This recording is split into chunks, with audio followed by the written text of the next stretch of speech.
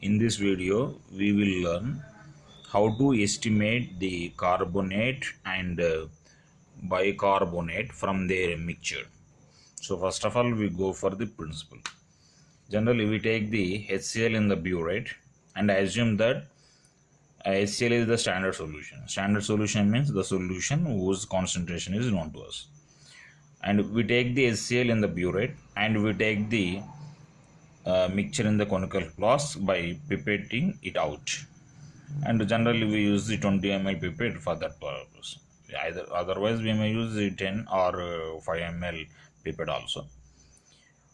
And this titration is carried out in two stages, stage 1 and stage 2. And before that we have to know that Na2CO3 is a strong base and NaHCO3 is a weak base. And in the strong base, and here we are using HCl. HCl is also a strong acid, and whenever we work or whenever we titrate strong base, we may use phenolphthalein indicator. So, and look at here we carry out this titration in two stages. In the first stage, we titrate when we use the phenolphthalein as the indicator. So in the first stage, what happens? Sodium carbonate reacts with HCl and changes into the sodium bicarbonate and NaCl. As Na2CO3 is a strong base, immediately after adding the phenolphthalein, the solution in the conical flask gets the pink color. And whenever we are go on adding the HCl, after some time, the solution in the conical flask changes into the colorless solution. We have to consider the stage as the end point, and we have to note the burette reading. After the solution in the conical flask changes into colorless, we have to add the methyl orange indicator. Because after conversion of Na2CO3 into NaCO3, phenolphthalein does not work because NaHCO3 is a weak base. So here we have to use the methyl orange indicator. In the second stage, whenever we add the methyl orange indicator to the conical flask, the solution in the conical flask gets the yellow or orange yellow color solution.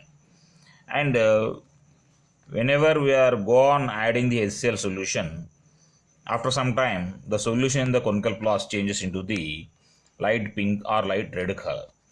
Then that stage has to be considered as the neutral end point. So then again we have to note down the HCl reading, and we have to write in the observation table. And assume that we have taken the 20 ml solution with the pipette and we have added to the conical flask. And this is the burette reading for the stage 1. Initial reading, final reading, and the volume of HCl consumed. So assume that it is a 0 and 10, 0 and 10, 0 and 10. And the first stage, assume, so if it is a 10, then the volume of HCl consumed in the first step for the neutralization of for the conversion of Na2CO3 into NaCO3 is 10 ml. Assume that the second stage burette readings are like this, 10. Here the final burette reading in the first stage becomes the initial burette reading in the second stage. So here 10 final reading becomes 10 initial reading of the second stage titration.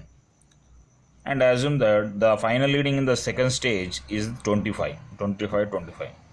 So the volume of HCl consumed in the second stage becomes as Y. That means here Y means nothing but final and initial value. Final minus initial, that is 25 minus 10, that means 15 ml, 15 ml, 50 ml. The volume of HCl consumed in the first step is considered as XML, and the volume of HCl consumed in the second step considered as the YML. So XML and YML. And we have to go for the calculation part. So before going to the calculations part, we have to know how much HCl is consumed for the complete neutralization of Na2CO3 and how much HCl is consumed for the neutralization of NaCO3. So here the volume of HCl consumed for the neutralization of Na2CO3 can be considered as the V1, because here we consider the HCl solution in the first step as the number 1 solution and Na2CO3 as the number 2 solution. And look here, here the volume, the V1, that means the volume of HCl used for the neutralization of Na2CO3 becomes equal to the 2x, because in the first step, look here, the one here the reaction says that the coefficients of Na2CO3 and HCl are the same, and the NaCO3, the coefficients of Na2CO3, HCl and NaCO3 all are same. If 1 mole of Na2CO3 reacts with 1 mole of HCl, we get 1 mole of NaCO3. And if the volume of HCl used in the first step is x ml, then the volume of HCl used in the second stage should be equal to x ml, because we are from 1 mole of Na2CO3 we are getting 1 mole of NaCO3. So the volume of HCl should be same in the both stages, that is used for the neutralization of Na2CO3. So here the total volume of HCl used in the neutralization of Na2CO3 is 2x. Then we go for the volume of HCl in the neutralization of NaCO3 here. So we consider as the V4. Here V4 becomes equal to the, we get the V4 value whenever we remove the volume of Na2CO, volume of HCl used in the neutralization of Na2CO3 from the total volume of HCl used in the two stages. The total volume of the HCl used in the two stages is x plus y, and the volume of HCl used in the neutralization of Na2CO3 is 2x. So here x plus y minus 2x is equal to y minus x. That means here that the total of x plus y is equal to the the y value is y value is 15 ml and x value is 10. So here 15 minus 10 means 5 ml. So here the volume of HCl used in the neutralization of NaCO3 is 5 ml only. Now we go for the calculation of the molarity of the Na2CO3. Here for this purpose we consider the HCl as the solution 1 and Na2CO3 as the solution 2. Here we have considered the concentration of HCl as the 0.5. So we take the 0.5, and volume of HCl consumed for the neutralization of Na2CO3 is V1, that is equal to 2x, that means 20 ml. And here V2, that means volume of Na2CO3 is nothing but the experimental solution, volume of experimental solution taken in the conical pass with the pipette, that means 20 ml. And N1 value is 2, N2 value is 1. Because here according to this reaction, 1 mole of Na2, for the complete neutralization of 1 mole of Na2CO3, here 2 moles of HCl will be used. So that's why here the N1 value is 2 and the N2 value is 1 according to this equation. Now we know according to the M1 V1 by N1 is equal to M2 V2, we can calculate the M2 value like this, and that becomes as 0.25. And if you know the concentration, we can calculate the amount of the salt present in the given VML of the solution. And molarity equation for the molarity is equal to the weight of the solute by molecular weight of the solute into 1000 by VML. So by this, the weight of the solute can be calculated by using this equation, weight into molecular weight into VML by 1000. So we use that equation for the calculation of the amount of carbonate ion present in the VML of a given mixture. So that becomes as M2 into 60 into VML by 1000. Now we go for the calculation of the weight of the NaCO3.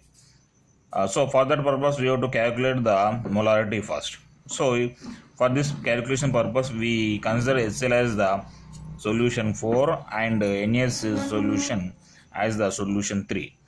And here in the both the stages same HCl solution is, so that's why M4 is equal to nothing but M1, that is 0.5 ml. And we have to calculate the M3 value, that is the molarity of the NaCO3 solution, molarity of the NaCO3 solution.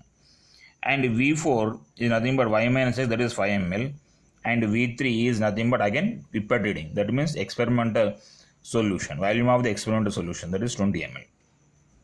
And the reaction between NaCO3 and HCl is like this. In 1 mole of NaCO3 reacts with 1 mole of HCl and forms 1 mole of NaCl, 1 mole of CO2 and 1 mole of H2O. So here the coefficients are 1 and 1. So here N4 value becomes 1 and N3 value becomes 1.